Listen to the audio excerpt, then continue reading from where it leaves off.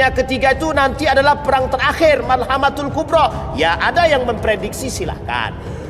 Oh, itu perang antara Iran dengan Amerika, yang lain ngikut. Ya silahkan, itu prediksi. Prediksi. Mana negara yang berkhianat kelak terhadap umat muslim di akhir zaman? Tengok, muncullah di situ di antara segitiga tadi yang disebut dengan Dajjal. Nah, dari mana di antara tiga ini muncul? Di sini dia, Pak. Khurasan. Ini yang disebut dengan penaklukan Romawi terakhir di akhir zaman. Nah, kalau ini sudah terjadi, sudah mulai bermunculan taring-taring pengikut, dan ada dulu dua kekuatan besar, Romawi atau Rum, yang kedua Persia. Kedua-dua ini di dalam nubuat Nabi akan ditaklukkan oleh umat muslim. Yang pertama, sebutlah dia adalah Persia. Dimulai dari Khalid bin Walid dalam perangnya Zatus Salasil, kemudian ditambah dengan perang yang sangat menguntungkan umat muslim, Mu'tah, kemudian ditambah dengan perang Qadisiyah. Itu perang hanya untuk menaklukkan Persia. Tapi ada perang yang lain yang digunakan oleh para sahabat, yang dilakukan oleh para sahabat Nabi sebagian untuk menaklukkan sisi Romawi. Kalau Persia sudah, Romawi juga. Ada namanya perang Yarmuk sebagai akhir daripada perperangan pembuka, sebagai perperangan pembuka jalan masuk kepada Romawi tersebut. Nah, sekarang pertanyaannya adalah, Romawi ini, Rum itu, Roma itu, Romawi ini bukan Roma Italia ya. Jangan salah paham dulu. Ini bukan Roma yang ada di Italia. Tapi nanti apakah mereka masuk Romawi, itu adalah bagian daripada pembagian-pembagian daerah saja. Sekarang kita lihat dulu Romawi. Di dalam hadis Nabi tadi, la tuftahanna, kalian, kata Nabi, sungguh benar-benar akan menaklukkan yang pertama Syam. Syam lingkaran tadi. Yang kedua, kata Nabi, akan menaklukkan Rum. Rum ini Romawi. Nanti kita lihat Romawi itu yang mana. Yang ketiga, Faris, Persia.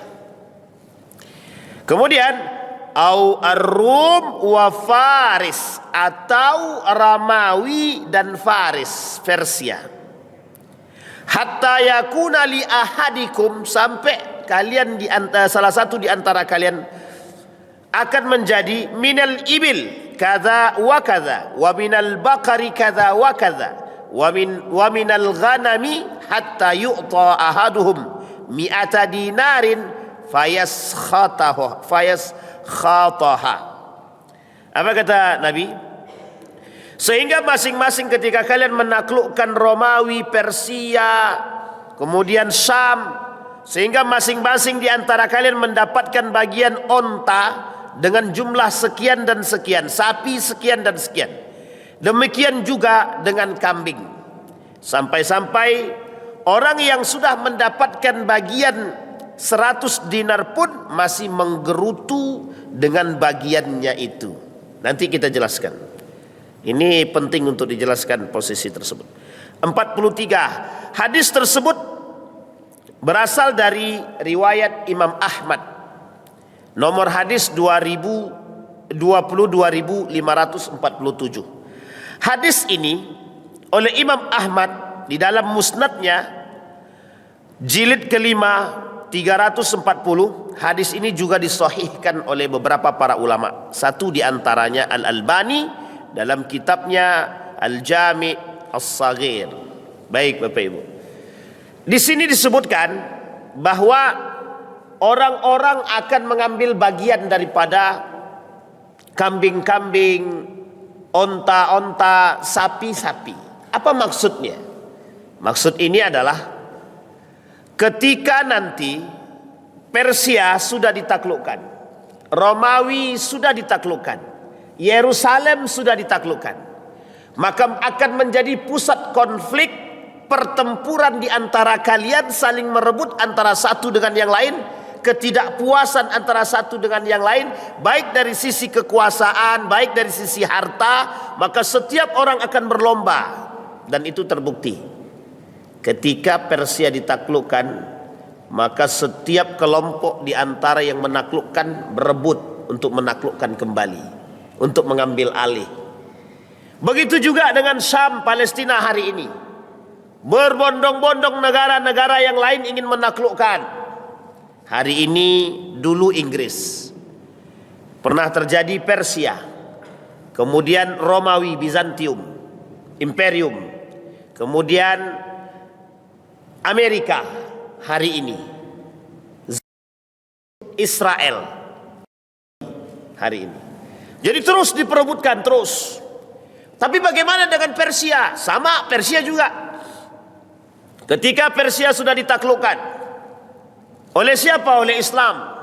Terjadi pertempuran dalam tubuh umat muslim itu sendiri. Ketika terjadi pada masa dinasti Yarmuk, pada masa dinasti Abbasiyah, saling memunculkan kekuatan satu di antara yang lain untuk merebut. Seolah-olah bagian yang mereka terima taklah menjadi bagian yang paling disukai, sehingga terjadi perebutan-perebutan antara satu dengan yang lain. Ini yang dimaksud dalam hadis tersebut. Bagaimana dengan kemudian Paris sudah, Rom sudah, Romawi sama, ketiga tempat tersebut.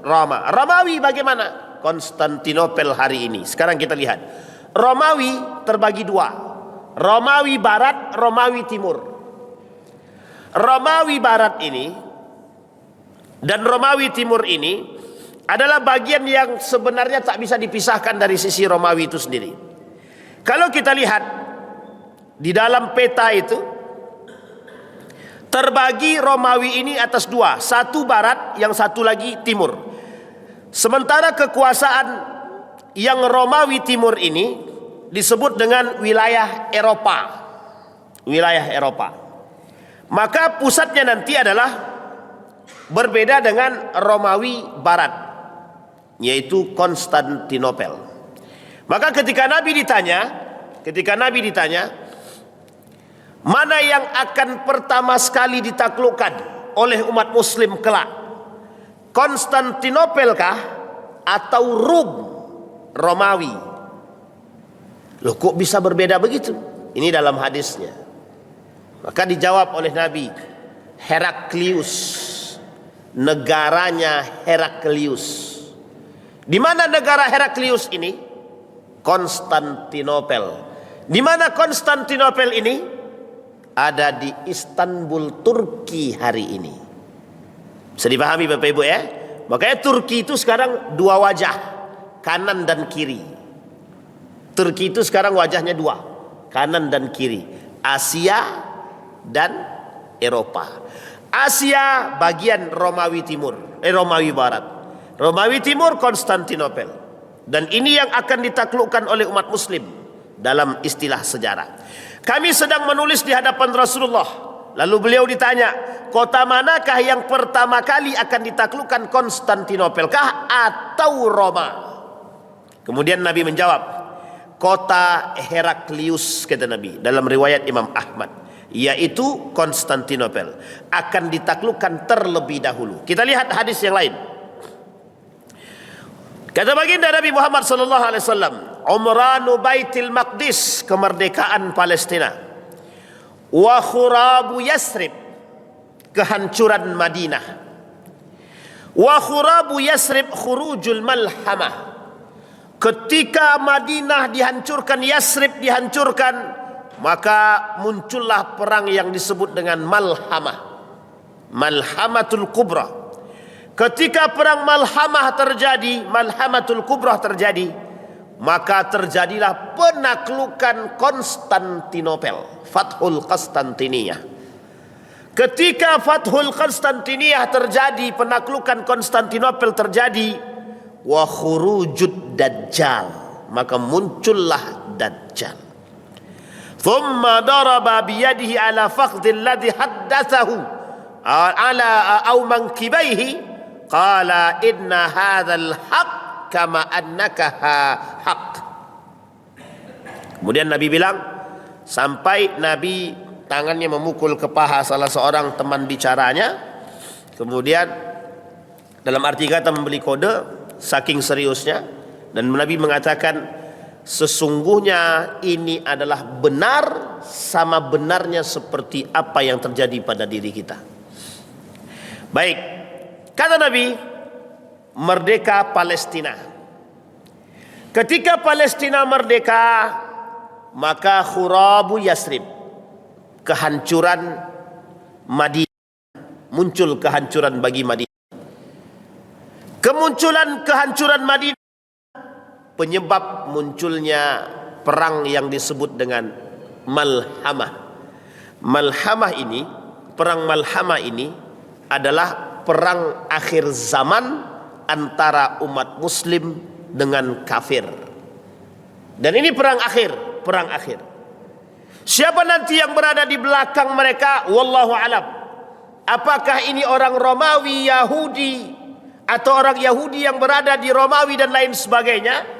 Prediksi ke depan melalui beberapa hadis baginda Nabi.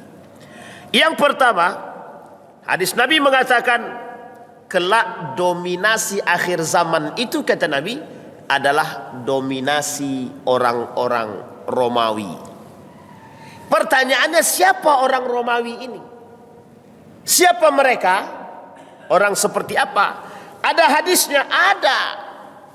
Kata Nabi, orang-orang yang di dalam Romawi ini adalah orang-orang musyrik dan orang-orang munafik. Itu sudah disampaikan semua, Pak. Bapak Ibu percaya tak percaya, wajib percaya. Salah kalau tak ragu, salah. Bisa dipahami Bapak Ibu ya? Kita lihat dalam hadis yang lain, baginda Nabi Muhammad sallallahu alaihi wasallam mensoalkan persoalan tentang Romawi yang dikhawatirkan oleh baginda Nabi terhadap kedatangan mereka. Di dalam hadis yang dituliskan oleh ulama tersebut, apa kata baginda Nabi Muhammad sallallahu alaihi wasallam? Qustatul muslimin yaumal malhamah, menjawab yang malhamah tadi. Perang malhamah itu, yaumal malhamah itu, maka kata baginda Nabi, akan menjadi tempat di mana umat muslim akan berperang di situ. Lawannya adalah Romawi. Baik, disebutkan dalam hadis di sini. Perkemahan kaum muslimin pada saat terjadi perang Malhamah, Qustatul muslimina yaumal malhamah. Apa nama tempatnya? Al-Ghutah. Al-Ghutah. Ila janibi madinatin yuqalu laha Dimashqi. Apa kata beliau? Ketika umat muslim berperang dengan orang Romawi dalam yaumal malhamah, di perang Malhamah, maka umat muslim mengambil tempat perkemahan peristirahatan mereka di salah satu tempat yang hari ini disebut dengan Damaskus, yang daerahnya adalah namanya Ghautah, namanya Ghautah. Jadi ada nama tempat namanya Ghautah. Ghautah ini bakal menjadi tempat peristirahatan atau tempat ketika umat muslim nanti berperang. Salah satu tempat mereka adalah di Damaskus. Damaskus itu berada di mana, Pak Ustaz? Damaskus itu berada di lingkaran Syam, Palestina. Lingkaran Syam, Palestina. Sampai di sini pusing apa tak pusing Bapak Ibu? Susah juga kalau begitu. Bapak Ibu tahu Palestina kan? Palestina itu Syam. Kita pisahkan dulu ya, Palestina, Syam. Bapak Ibu tahu Turki tahu kan? Istanbul tahu kan? Erdogan tahu Erdogan? Nah, itu namanya Turki. Nah, sekarang kita pisahkan di sini. Kalau Palestina masuk wilayahnya Syam. Apa namanya? Syam. Bapak Ibu tahu Iran? Iran tahu Iran? Itu Persia. Persia. Jadi Persia itu sekarang namanya Iran. Nah, pusatnya 3 negara tersebut. Turki, Iran, lah saya sebutin ya, Turki, Iran, Palestina. Nah, ini pisahkan 3 ini. Yang paling banyak disebut dalam hadis, Turki, Iran, Palestina. Palestina menyeluruh dia. Di Syam ini menyeluruh. Baik negara Palestinanya, Yerusalem ini, baik itu Yordania, negara yang lain dalam Syam ini, baik itu Libanon, negara lain dalam Syam ini, Syria, Damaskus, dalam satu lingkup Syam. Di mana di tengah-tengah itu ada satu tempat yang sangat mulia, namanya Baitul Maqdis. Apa itu Baitul Maqdis? Baitul Maqdis itu adalah kiblat pertamanya umat muslim dan seluruh umat-umat yang lain. Maka disebut apa dia? Tempat tersuci ketiga. Setelah mana? Masjidil Haram, Makkatul Mukarramah, Masjidin Nabawi, Madinatul Munawwarah. Yang ketiga Baitul Maqdis, Palestina, Yerusalem. Nah, sampai di sini bisa dipahami ya. Maka pisahkan tiga tadi. Istanbul, Turki. Hari ini dulu namanya Konstantinopel, pusat kekuasaan Heraklius, Romawi pada masanya. Nah, jadi Romawi itu mana Ustadz? Singkatnya adalah inilah Turki sekarang. Itu Romawi dulu yang besar. Ini dia Turki. Nah, Turki ini dulu Romawinya terbagi dua. Satu sebelah Bosporus sebelah kiri yang ada Istanbulnya, itu Romawi Timur namanya. Yang kedua bagian Asia setelah bagian Asia tadi yang masuk ke wilayah Asia sedikit, itu masuknya Romawi Barat namanya. Ketika itu, waktu itu. Nah, nanti yang pertama kali ditaklukkan di antara dua ini, itu bukan yang bagian Asia. Nanti. Tapi pertama kali ditaklukkan adalah Konstantinopelnya dulu, Istanbul Turkinya. Kapan? Nanti. Kapan itu nantinya? Setelah Palestina ini merdeka. Tunggu Palestina merdeka dulu. Kalau dalam prediksi tahun depan, tunggu aja. Berarti semakin dekat kiamat Ustaz? Mungkin. Kalau semakin jauh itu mustahil. Kan begitu. Bisa dipahami Bapak Ibu ya? Nah, yang sudah pernah ke Turki mesti ada namanya kota besar Istanbul yang digadang-gadangkan dan disenang-senangi oleh para wisatawan baik dari negara manapun termasuk Indonesia. Kemana umrohnya? Turki. Kalau tidak ke Istanbul, tidak ke Turki namanya. Itu namanya. Bisa dipahami ya? Kemudian ada negara ketiga namanya Persia. Dulu namanya Persia, sekarang namanya Iran namanya. Syiah Ustaz, jangan bahas Syiahnya. Kita tak bahas Syiah pagi ini. Nah, kita bahasnya Iran Persianya. Sekarang pertanyaannya muncul. Mengapa kok tiga ini dalam hadis Nabi? Ini yang harus kita bahas. Tiga inilah pusat kekuasaan dunia pada masanya. Sekarang kita sebut. Ada nggak dalam sejarah di situ disebutkan Amerika? Nggak ada. Ada nggak dalam sejarah disebutkan Belanda? Tidak ada.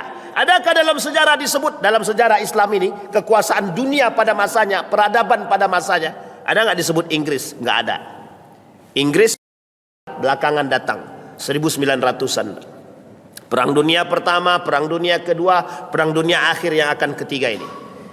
Tapi situ tak masuk, tidak masuk. Bisa dipahami ya? Dah sampai di sini bisa dipahami Bapak Ibu? Kapan kok bisa mereka ini berkuasa? Kok ada Inggris, kok ada Amerika, kok ada Belanda? Ini perluasan wilayah, ekspansi pada masa sahabat Nabi. Ketika Persia terbuka, ketika Konstantinopel Turki ini sudah mulai dikuasai, disinilah saatnya Muhammad Al-Fatih membuka jalan untuk menguasai negara-negara Eropa bagian barat dan bagian timur. Di mana itu? Andalusia pemula, Granada pada masanya.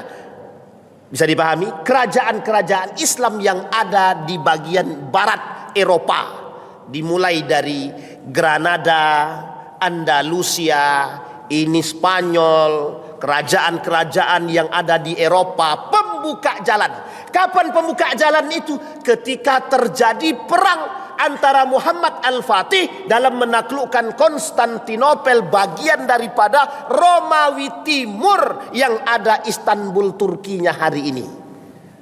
Bisa dipahami sampai sini Bapak Ibu ya? Ini sejarahnya. Makanya muncullah negara-negara yang lain ini sebagai penguasa itu setelah nampak Turki ini berkuasa dan Islam mulai berkuasa dan memperpanjang melakukan ekspansi, terkhusus pada saat terkhusus pada masa dinasti Andalusia. Jadi semenjak Andalusia itu ada, disitulah Islam dikenal. Islam dikenal, tahu orang. Makanya ada istilah buku Hanum Salsabilah Rais namanya. Siapa itu Hanum Salsabilah Rais itu? Perempuan. Yang jelas perempuan dulu. Anak siapa? Anak Amin Rais. Apa judul bukunya? 99 Cahaya di Negeri Eropa kalau saya tak salah. Kalau itu salah ya salah betul lah berarti itu. Intinya tentang melihat napak tilas Islam yang ada di Eropa. Satu di antara tempat yang dikunjungi oleh beliau adalah peninggalan Andalusia. Jadi kalau kita bilang Islam ini disampaikan oleh Nabi akan menaklukkan setengah dunia, sudah terjadi. Kapan itu? Pada masa kepemimpinan Islam. Sekarang kita lihat negara mana yang tidak, dari 3 kekuasaan besar tadi, mana yang tidak ditaklukkan oleh Islam. Ada 2 di antara Palestina atau Syam, Iran, ini Turki, Romawi. Di antara 3 ini, mana yang paling berkuasa pada masa itu? 1 Romawi, 1 Iran, Persia. Siapa yang menaklukkan Romawi? Islam. Siapa yang menaklukkan Persia? Islam. Dua-duanya yang ditaklukkan oleh. Kalau yang di situ Ustaz, di Syam itu kok bisa Islam juga? Ini panjang ceritanya, sejarah. Nabi Sulaiman, Nabi Daud, Nabi Sulaiman sampai sekarang. Makanya kalau Islam mengklaim, umat Muslim mengklaim Palestina itu kita, ya memang. Kalau kita mengakui Nabi Sulaiman itu kita. Kalau kita mengakui Nabi Daud itu adalah kita. Sampai di sini bisa dipahami Bapak Ibu? Sudah lihat peta konfliknya? Ini namanya peta konflik namanya. Pertanyaannya muncul, apakah pada saat Muhammad Al-Fatih menaklukkan Konstantinopel ini sudah masuk dalam menaklukkan Romawi? Dijawab, kalau merujuk kepada hadis Nabi, la tuftahanna al-Konstantiniyah, sungguh kelak umat Muslim akan menaklukkan Konstantinopel. Siapa yang akan menaklukkan? Ala yadir rijal, di tangan seorang pemuda, kata Nabi. Sebaik-baiknya pemimpin, sebaik-baiknya tentara, kata Nabi. Oleh siapa guru daripada Muhammad Al-Fatih itu? Syamsuddin. Salah siapa? Bukan, Muhammad Al-Fatih. Gurunya Muhammad Al-Fatih ini namanya, sebentar, Syamsuddin. Ada seorang ulama besar namanya Syamsuddin yang selalu berada di belakang Muhammad Al-Fatih. Muhammad Al-Fatih ini pertama jadi khalifah umur 12 tahun. Pernah terbayang seorang anak umur 12 tahun jadi khalifah? Setelah jadi khalifah, tak lama kemudian dikudeta. Bayangkan 7 turunan mulai dari Osman itu kakeknya Muhammad Al-Fatih, sampai ke bawah ke Muhammad Al-Fatih tadi. Berapa panjangnya itu? Panjang banget pokoknya intinya. Kalau tanya panjangnya, panjang banget. Di antara panjang 7 turunan itu, mulai dari Osman itu, pikiran pertama mereka sampai ke sana itu mimpinya cuma satu aja, menaklukkan Konstantinopel. Itu saja pikirannya, menaklukkan Konstantinopel. Siapa Konstantinopel itu? Turki, Istanbul sekarang. Pertanyaannya adalah, mungkinkah bagi siapa namanya itu, bagi Muhammad Al-Fatih menaklukkan ketika itu? Tidak. Muhammad Al-Fatih ketika itu umur 12 tahun dikudeta. Tahu Bapak Ibu dikudeta? Digulingkan.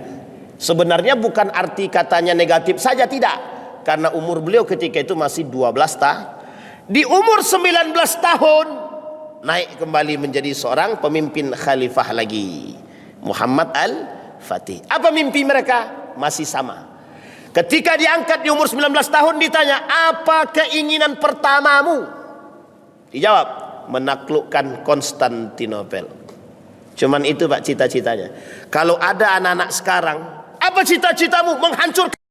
Oh mantap. Itu kalau ada.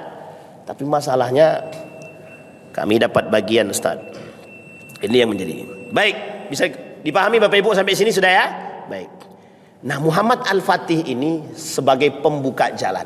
Ketika Konstantinopel sudah ditaklukkan, disinilah kemudian Bapak Ibu lama berada dalam sisi umat muslim sampai runtuhnya Turki Utsmani.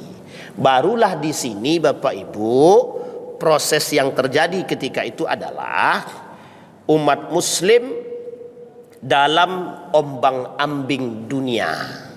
Makanya Bapak Ibu pergeserannya kita lihat, pergeseran kekuasaan itu terjadi sebenarnya semenjak kita runut. Jadi pergeseran kekuasaan Islam itu dimulai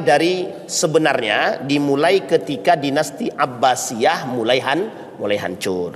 Jadi Abbasiyah hancur, kemudian nanti Andalusia hancur. Setelah Andalusia hancur, kerajaan-kerajaan Islam yang lain hancur, termasuklah diakhiri pada masa kerajaan Islam yang bernama Turki Utsmani. Disinilah Bapak Ibu yang disebut dengan pergeseran. Kalau kita bahasakan dalam ilmu politik sekarang, pergeseran geopolitik namanya. Nah, ini istilah kalau orang-orang politik, pergeseran perpolitikan dunia sekarang. Nah, bergeser tuh Pak, bergeser. Sekarang pertanyaannya, Ustadz, ke tangan siapa? Ke tangan siapa yang memenangkan perang dunia? Inggris perang dunia pertama, Amerika perang dunia kedua, siapa perang dunia ketiga? Dan ini akan bergeser. Maka prediksi para ulama ada. Oh, itu perang dunia ketiga itu nanti adalah perang terakhir, Malhamatul Kubra. Ya, ada yang memprediksi, silahkan. Oh, itu perang antara Iran dengan Amerika, yang lain ngikut. Ya silahkan, itu prediksi. Sehingga orang mengatakan, oh ini adalah perang politik, bisa jadi. Ini adalah perang ekonomi, mungkin sangat. Ini adalah perang agama, itu memang pasti. Bisa dipahami. Oh ini adalah penaklukan kekuasaan ekspansi setiap negara, benar adanya. Semua yang disampaikan itu betul semua. Perang politik, perang pemikiran, perang fisik, perang ekonomi, perang ini benar semua, nggak ada yang salah. Semua benar. Setiap negara punya satu yang disebut dengan ekspansi, perluasan wilayah. Dan satu-satunya tempat yang menjadi pusat konflik dunia yang harus adalah yaitu Palestina. Persia pernah menguasai Palestina? Pernah pada masanya. Romawi pernah menguasai Palestina? Pernah pada masanya. Ketika Persia ditaklukkan, Palestina otomatis menjadi bagian. Ketika Romawi ditaklukkan, Palestina juga otomatis menjadi bagian. Karena kedua negara ini pernah berkuasa dan memegang tersebut. Apakah ada negara lain Islam yang menguasai itu? Dalam catatan sejarah tidak ada disebut di situ Oman, Qatar, Saudi Arabia, Bahrain, nggak ada. Bisa dipahami. Yang populer di telinga dalam beberapa hadis Nabi, Yordania, Irak, Iran, Timur. Bisa dipahami Bapak Ibu? Ini sejarah.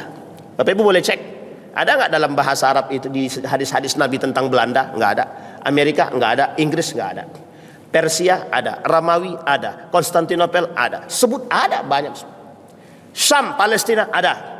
Yordania ada. Irak ada. Syria ada dalam sejarah. Itu peta konfliknya Pak. Jadi kembali kepada poin tadi. Ngamuk mic-nya. Kembali kepada poin tadi. Di sini yang terjadi. Maka kata para sejarah, awal mula penaklukan Romawi itu, Konstantinopel itu adalah dilakukan oleh sebagai pembuka, Muhammad Al-Fatih, 7 turunan. Salahuddin Al-Ayyubi itu menaklukkan apa? Ini Salahuddin Al-Ayyubi tentara salib.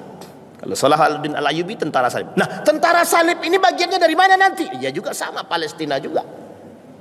Penguasaan Palestina juga sama. Maka dalam bayang-bayang dunia, bisa dipahami sampai sini ya. Makanya kalau berbicara tentang Persia, dia sudah ada bagiannya. Kalau bagiannya Konstantinopel, itulah yang menjadi pusat dunia hari ini. Nah, sekarang kita lihat hadis Nabi. Kata Nabi, yang mendominasi manusia, yang mendominasi kekuasaan ketika itu, yang mempengaruhi umat muslim ketika itu adalah dominasinya Romawi. Kita lihat dominasi Romawi itu yang mana? Bagian barat. Jadi bagian barat ini begini bahasanya. Nanti Bapak Ibu kita lihat, apakah orang-orang seperti Amerika, seperti Inggris, Yahudi hari ini yang menguasai dunia ini adalah bagian barat, adalah bagian Romawi? Itu yang kemudian dipertanyakan. Titik. Yang hari ini dipertanyakan. Kalau kita lihat dalam akses sejarah, bisa jadi Eropa ini adalah bagian daripada Romawi yang dikatakan oleh Nabi menguasai setengah dunia, artinya yang mendominasi dunia ketika itu.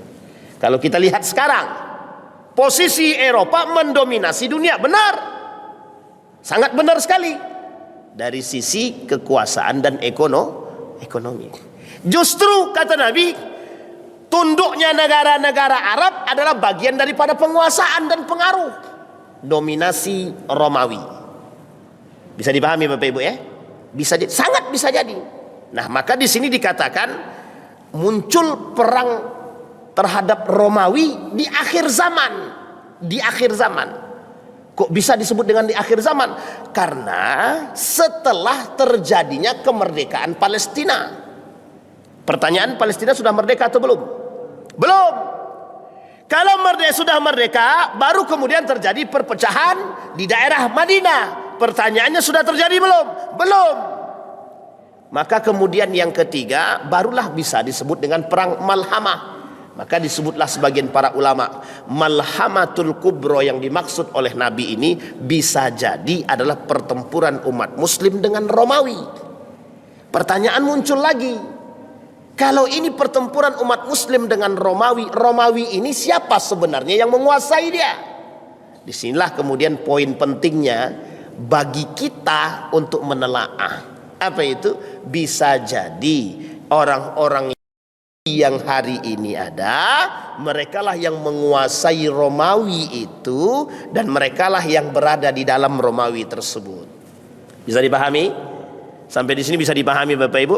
Pertanyaan muncul, apakah mungkin Islam akan menaklukkan Romawi itu dalam perang Malhamatul Kubra? Dijawab sama Allah dalam hadis Nabi, kemenangan umat Islam pasti bagi mereka. Bisa dipahami Bapak Ibu? Oh, itu bukan berarti Pak Yendi, bukan. Itu sudah akan lama nanti Pak. Tapi mungkin dari generasi bisa. Tapi kita nggak tahu, wallahu alam, dari generasi siapa. Apakah itu dari generasinya Pak Waka? Bisa jadi. Atau generasi-generasi yang lain. Yang jelas kita melihat kemerdekaan Palestina, kemudian kehancuran Madinah, Malhamatul Kubra, kemudian Konstantinopel, barulah kemudian dunia dalam ambang-ambang akhiruz zaman yang disebut dengan kiamat. Sampai di sini bisa dipahami Bapak Ibu? Baik. Apa ada hadis yang lain Pak Ustadz yang berbicara tentang persoalan tersebut? Ada, kita lihat lagi. Baik. Ketika baginda Nabi Muhammad sallallahu alaihi wasallam mengatakan, an Abi Umamah qala la taqumus sa'a hatta yatahawwal syiraru ahli Syam. Kata Nabi, tidak akan terjadi hari kiamat sampai penduduk-penduduk Syam itu sangat jahat sehingga berpindah ke Irak, dan sebaik-baik penduduk Irak berpindah ke Syam. Orang-orang Syam yang jahat pindah ke Irak. Orang-orang jahat, orang-orang baik di Irak pindah ke Syam. berputar. Ini belum terjadi. Belum terjadi. Orang-orang Irak ini, Irak itu tak jauh dengan Iran, tak jauh juga dengan Syam Palestina. Tidak jauh, berdekatan semua. Nah, jadi nanti Bapak Ibu, nubuat Nabi ini semuanya pasti terjadi. Nubuat Nabi ini pasti terjadi. Tetapi pergeseran migrasi ini sudah mulai tampak sedikit demi sedikit. Apa maksudnya, Ustaz? Maksudnya negeri Syam akan diisi oleh orang-orang baik. Sebaliknya, justru bagian negara-negara kekuasaan tadi yang dikuasai justru akan diisi oleh syirarun nas, orang-orang jahat. Nanti makanya perang terakhir adalah benteng terakhirnya umat muslim di mana? Palestina. Itu benteng terakhir kita. Nah, benteng terakhir kita itu berhadapan dengan siapa? Yang berada di sekitar kita tadi, yang dikuasai oleh Romawi, yang di daerah-daerah tersebut sudah jahat-jahat manusianya, termasuk bagian kecilnya adalah Irak. Termasuk bagian kecilnya adalah Irak. Sekarang lihat hadis Nabi yang lain. Apa kata hadis Nabi yang lain? Mana negara yang berkhianat kelak terhadap umat muslim di akhir zaman? Negara yang berkhianat kepada umat muslim kelak di akhir zaman, kata Nabi, itu Nabi yang bilang. Pertanyaannya, mana Ustaz? Baratkah, timurkah? Bagian Eropakah atau bagian Asiakah? Kedua-duanya. Kedua-duanya. Penguasaan dunia. Jadi Bapak Ibu bisa kebayangkan? Kebayang maksudnya, oh nanti merdeka Palestina, berarti pengkhianatan tetap berjalan. Masih ada. Sampai nanti muncul perang dunia. Bukan sampai nanti namanya muncul perang Malhamatul Kubra, perang terakhir perperangan. Udah nggak ada lagi perperangan setelah itu. Setelah perperangan itu terjadi, barulah terjadi penaklukan Konstantinopel yang terakhir tanpa ada pertumpahan. Ini yang disebut dengan penaklukan Romawi terakhir di akhir zaman. Nah, kalau ini sudah terjadi, sudah mulai bermunculan taring-taring pengikut, dan dimulai dulu dari pengikut-pengikutnya. Sudah lengkap pengikutku yang 7 itu, kata Dajjal, baru aku keluar, kata dia. Tengok sebelah kanan, bagian sisi utara daripada Romawi. Tengok sebelah kanan, sebelah kiri, tengok di Mekah, tengok di Madinah, tengok di negara-negara yang di pesisir 3 tadi. Baik Romawi, baik Iran, Persia, baik itu di Syam, tidak di Mekah ya, tidak di Madinah. Tengok, muncullah di situ di antara segitiga tadi yang disebut dengan Dajjal. Nah, dari mana di antara 3 ini muncul? Di sini dia, Pak. Khurasan, provinsi yang berbatasan dengan negara-negara yang di Syam tadi, antara Irak juga dan Mesir juga. Ada provinsi di Iran itu namanya Khurasan. Nah, oleh Nabi disebut dari Khurasan ini keluar Dajjal. Khurasan ini keluar Dajjal. Di Isfahannya keluar pengikutnya. Nah, pengikut-pengikut ini nanti yang bersama yang mengangkat Dajjal. Bisa dipahami Bapak Ibu? Di perbatasan itu juga ada pengikut Dajjalnya, khusus di daerah Irak tadi. Di daerah Irak ini juga muncul nanti pengikut-pengikut Dajjal. Makanya Bapak Ibu, orang-orang munafik itu berada di sekitar situ. Termasuklah nanti di 3 daerah terbesar ini adalah pusatnya, Pak. Makanya kalau saya boleh melihat, lah kok bisa Nabi cuma mengatakan 3 daerah ini tersebut? Baik itu Persia, baik itu Romawi, baik itu Syam Palestina. Pernah Nabi sebut Yaman dalam persoalan konflik? Tidak ada. Pernah Nabi sebut Hijaz dalam peta konflik? Tak ada. Nabi cuma katakan kelak dihancurkan. Ya, negara kota yang ketika gempa bumi besar terjadi di hari kiamat, yang hancur pertama itu mana? Mekah, Madinah. Tapi kapan? Setelah hancur semua. Setelah hancur. Lah Indonesia kapan? Ya tunggu tanggal main, Pak. Dan itu masih ada. Semuanya pasti dapat bagian. Tapi dalam hadis Nabi ini semua disampaikan di situ. Nah, apa kaitannya dengan ayat Al-Quran, Ustaz? Yang kaitannya dengan ayat Al-Quran yang tentang surat Ar-Rum. Nah, disebutkan Nabi ini tafsir sendiri oleh Nabi, oleh para sahabat, para ulama-ulama mufassirin. Ini adalah nubuatnya baginda Nabi melalui hadisnya, sekaligus pembenaran dan kebenaran akan perkataan Allah Subhanahu wa taala, "Ghulibatir Rum." Apa kata Allah dalam Al-Quran? Alif Lam Mim. Romawi akan ditaklukkan dan dikuasai. Siapa yang menguasai? Umat Muslim. Sekarang dalam catatan sejarah, berapa kali Romawi ditaklukkan umat Muslim kelak? Satu pada masa Al-Fatih, yang kedua di akhir zaman.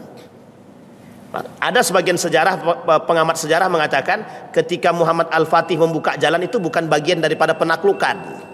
Tapi kalau kita boleh lihat dalam sisi yang lain, seperti Ishak misalkan, itu mengatakan Romawi itu ditaklukkan dua kali. Satu pada masa Muhammad Al-Fatih, yang kedua yang terjadi di akhir zaman nanti. Bisa dipahami Bapak Ibu ya? Nah pertanyaannya Ustadz muncul lagi, siapa yang menaklukkan itu? Pemuda seperti apa? Orang seperti apa yang akan menaklukkan yang kedua kalinya Romawi tersebut? Setelah terjadi perang besar antara siapa? Umat Muslim dengan siapa yang berdiri di posisi Romawi tersebut. Jadi perang terakhir kita disebut dengan Malhamatul Kubra. Diprediksi dalam hadis yang lain, Malhamatul Kubra itu perangnya umat Muslim dengan Romawi terakhir. Bisa dipahami Bapak Ibu? Nah baik. Fi adnal ardi wa hum min ba'di ghalabihim sayaghlibuna fi bid'i sinina lillahi al-amru min qablu wa min ba'du wa yawma idh yafrahul mu'minin. Ketika itu orang-orang mukmin bergembira dan berbahagia. Kalau kita tarik ayat ini untuk Muhammad Al-Fatih, cocok? Kalau kita tarik ayat ini untuk kelak yang akan datang, kepastian kemenangan bagi umat Muslim, pasti cocok. Jadi kemenangan umat Muslim dan penaklukan Romawi itu pasti akan terjadi dan pasti akan dilakukan oleh orang-orang yang beriman. Intinya Bapak Ibu sekalian yang berbahagia, yang pertama, tidak ada istilah kita keluar dari perperangan, nggak ada. Jadi perang itu dari dulu sampai sekarang sampai akhir zaman akan terus terjadi. Yang kedua, itu akan selalu dibutuhkan. Yang ketiga, umat Muslim ini jangan sampai tertipu oleh dunia. Ini orang mukmin bukan Muslim, mukmin. Tidak boleh tertipu oleh urusan dunia. Yang keempat, persoalan Dajjal media hari ini adalah bagian daripada program untuk menipu umat. Jadi Bapak Ibu, sampai hari ini saja kita bisa katakan banyak orang di antara kita yang tidak tahu mana Romawi, mana Persia, mana itu Turki, mana itu Syam, mana itu Muslim, tidak tahu. Semuanya sama saja. Makanya Bapak Ibu, di dalam hadis Nabi tadi disebutkan yang akan mendominasi itu perangnya itu banyak dan sedikit. Orang Romawi orang kafir, orang itu semuanya banyak nanti. Kita sedikit. Yang sedikit ini namanya yang beriman namanya. Yang beriman. Nah, inilah yang selamat nanti. Yang selamat itu. Dalam sejarah selalu yang sedikit itu yang menang atas yang banyak. Pernah Bapak Ibu lihat dalam sejarah Islam itu jumlah umat Muslim lebih banyak dari Muslim? Pernah nggak? Nggak pernah kan? Dalam sejarah ya, dalam sejarah pernah nggak umat Muslim itu dalam sejarah perperangan jumlah lebih sedikit daripada jumlahnya umat mukmin? Nggak pernah. Hampir tidak pernah. Selalu tersedih tapi selalu menang. Jadi kita kalau ditanya pernahkah mukmin ini punya mental pemenang? Bukan punya lagi, memang itu milik kita. Tapi kok sekarang mentalnya feodal dan pecundang? Tergantung pada pribadi masing-masing. Kembali kepada diri kita masing-masing. Bisa dipahami Bapak Ibu? Baik, sudah siap untuk menghadapi Romawi ini? Yakin. Harus yakin. Munculnya penjahat-penjahat di akhir zaman ini bagian daripada mereka yang akan merusak kita dan kita yang akan istiqamah menjaganya sebisa kita dan semampu kita. Meskipun mungkin kita bukan pilihannya, tapi setidaknya kita yang mencetak generasi-generasinya. Mudah-mudahan apa yang saya sampaikan ini bisa menjadi pembuka sejarah bagi kita, pembuka mata bagi kita, agar kita punya keinginan mencetak generasi-generasi pejuang seperti Muhammad Al-Fatih, Salahuddin Al-Ayyubi, Abu Usama, Ibnu Mas'ud, Khalid bin Walid dan lain sebagainya. A'udzubillahi minasyaitonir rajim. Bismillahirrahmanirrahim.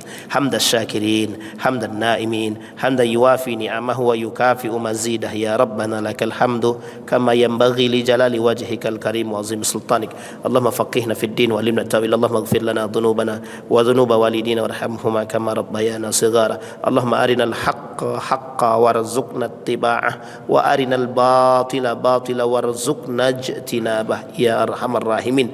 Rabbana atina fid dunya hasanah wa fil akhirati hasanah wa qina adzaban nar. Walhamdulillahi rabbil alamin. Assalamualaikum warahmatullahi wabarakatuh.